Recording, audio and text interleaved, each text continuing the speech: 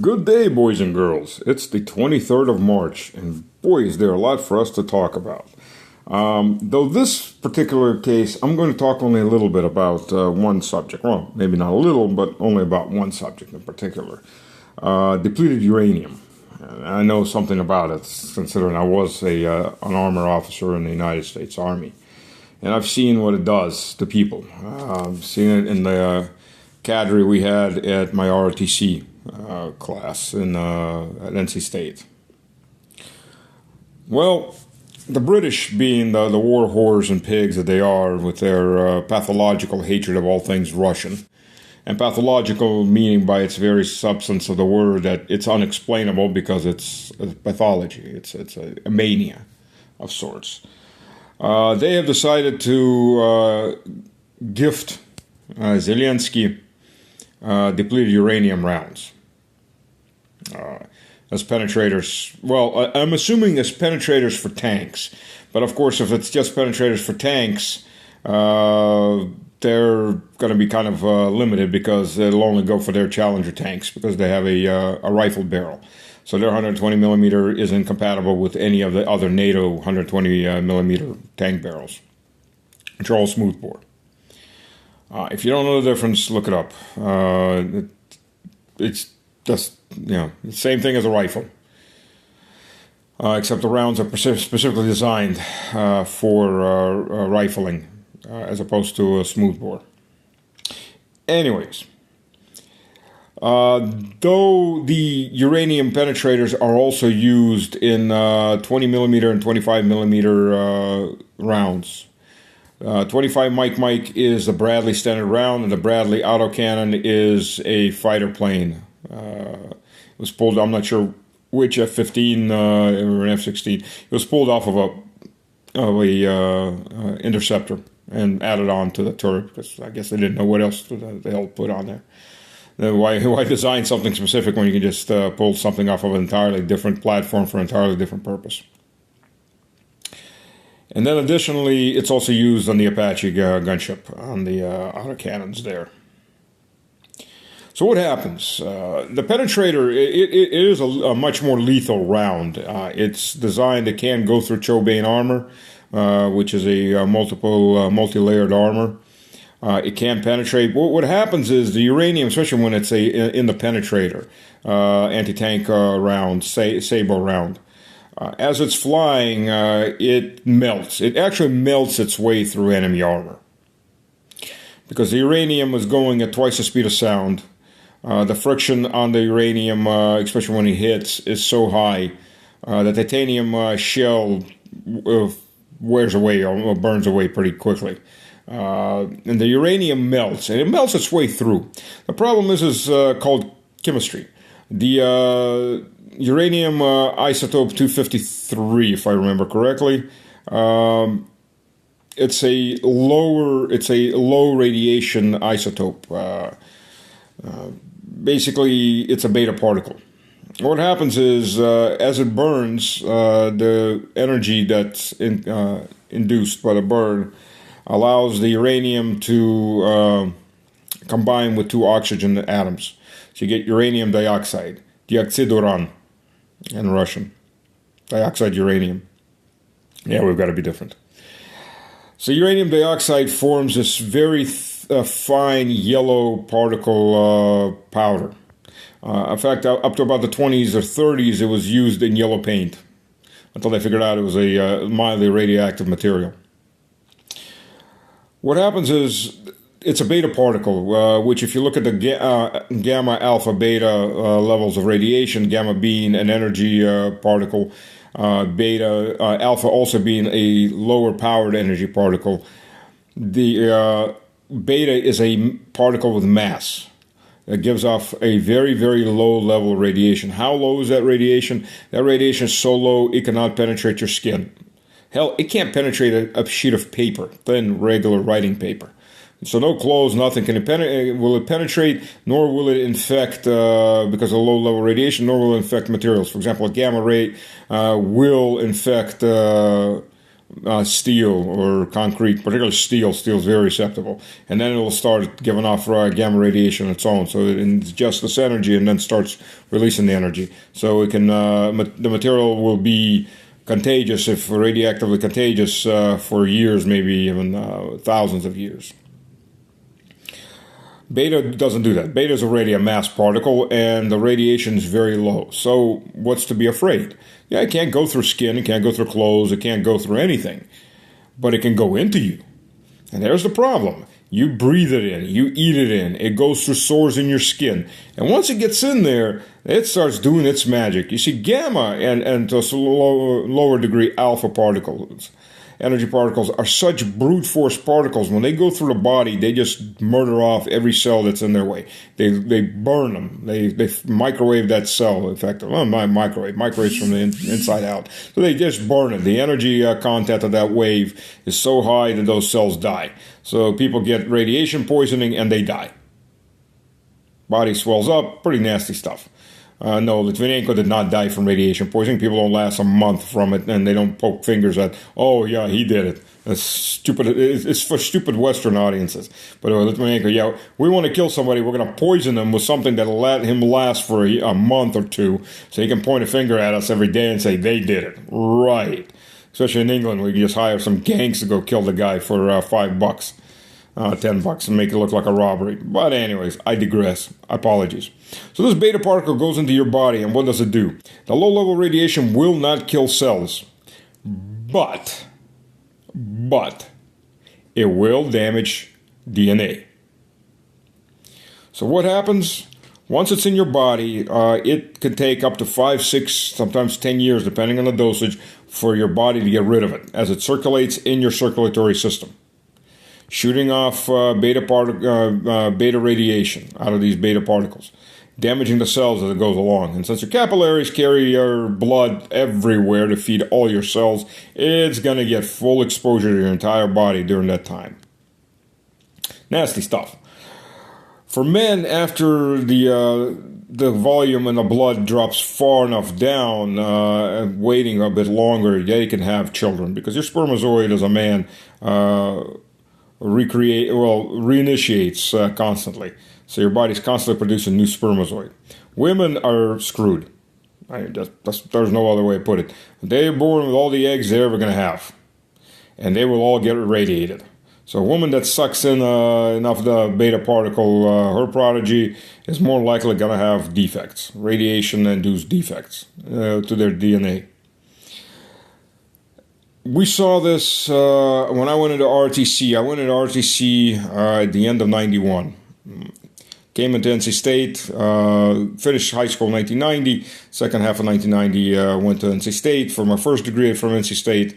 Hell, I got 3 degrees from them. I think I bought them a building. They keep asking me for more money. Right.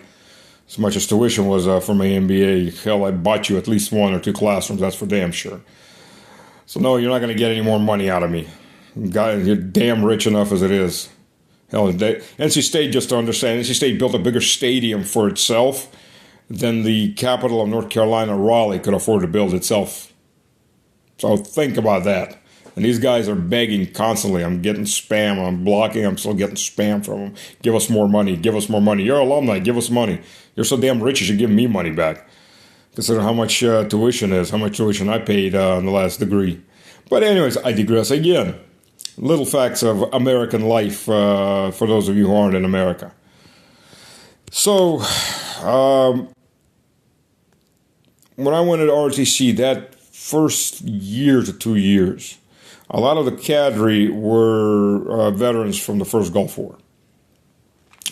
And they came back, and they and their wives started having children. Either additional children or first children. And it wasn't pretty. A lot of the kids were lost due to miscarriages, birth defects, deadly birth defects, leukemia, etc., where there was no family history of leukemia. And then a bit later, a lot of guys I knew from there started developing various symptoms. I had this major who was in Special Forces.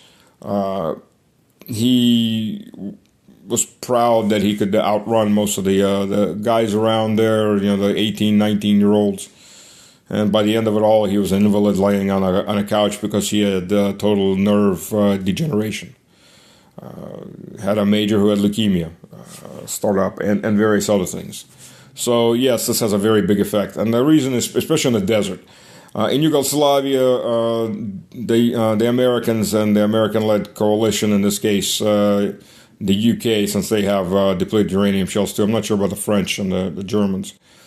Was they were murdering the Christian country Yugoslavia for defending its borders from international terrorism that America sponsored and America pushed in there under the leadership of Izetbegovic, who was an Islamic jihadist and president or / dictator for life of Bosnia at that time. They shot everything up in Yugoslavia with depleted uranium. They also blew up the chemical storage facilities. When the Yugoslavs said, let us at least remove the chemicals out of there. We'll give you the chemicals. Don't blow it up because you're going to contaminate the Danube. And the Yanks, with the glee of 1,000 whores and demons, blew everything up. Yeah, they blew up everything. They contaminated Danube, which affects, by the way, not just Yugoslavia or the Serbs, but everybody else, and right into the Black Sea. The people that tell you, read lectures to you about green this, green that, are the first ones to turn the earth into a barren slate. Especially if they can make some money off of it, because that's all there is. The only god in America is Mammon. Let's not, and that means the devil. Let's not, make any if and or buts about it. That's the god of the elites, and that was always the god of the elites. But anyways, I digress. Apologies. So all these guys are suffering, and for the most part, none of them got any treatments. I mean, government paid for the most part. The government didn't compensate them for it. They didn't want to take responsibility for it. It's all, your family history or whatever, which is interesting because a lot of this crept up right after the Gulf War. Plus, there were also nerve agent shots that also damaged people experimental stuff. The Army is always the first guinea pig of the United States government. I'll give you a bunch of shots and you start counting off the diseases in the area and you go, okay, so what's the other shots for? That's how the U.S. Army rolls, or the U.S. military in that case, in general. I've known plenty of people who have been severely damaged and had to fight for every damn penny of compensation, if any. So those of you who want to join the military, just understand what you're getting into. I had a damaged knee that they refused, it would have been about 10% compensation. They refused flat out to do an MRI. I insisted very loudly. So they sent me to do an MRI, and then they lost the files. So no compensation. I wound up paying for it out of pocket and my health insurance to have knee surgery done to fix up all the scar tissue from service. So don't think Uncle Sam's going to take care of you. Once you're used up. That's just a matter of fact. But in Yugoslavia, as I digressed again, in Yugoslavia, at least it's a wet climate. And a wet climate, that means that yellow dust in most places will eventually wash off into the streams, through nature. And eventually the Black Sea will dissolve out into a gigantic mass of water and become, once it goes into the water and the water currents, the particles are just so few compared to the body of water. But while it's in those creeks going down to the rivers that go down to the Danube and out to the Black Sea, it will screw life in those areas. But that's a wet climate. When you're doing it in places like Iraq, that's pretty much a forever. It sits into that sand, and every sandstorm or strong wind comes around, the car passes through that area, and it kicks it right back up, and it's back to being airborne. And these are extremely fine particles. They will go through most filters. And Uncle Sam knows this. Don't think they're bullshit studies that prove nothing. It's one of those, the typical Western attitude of, we know the results, now just give us the numbers to prove it. So these studies are all crap, and that's all they ever were. And the people will suffer, and the civilians will suffer. First and foremost, there'll be civilians if there's anything left in Ukraine. If there isn't, then it's Russian land. Well, it's happy for America to make sure those people suffer longer, because it's not Russia's responsibility. Yeah, well, in this case, the UK. Though I doubt the UK is doing anything it hasn't been told to do. I'm not quite sure who's the bitch and who's the saddest in that American-English relationship. Maybe it changes often. But that's how it is. So that's one topic. We'll be getting to quite a few more topics soon.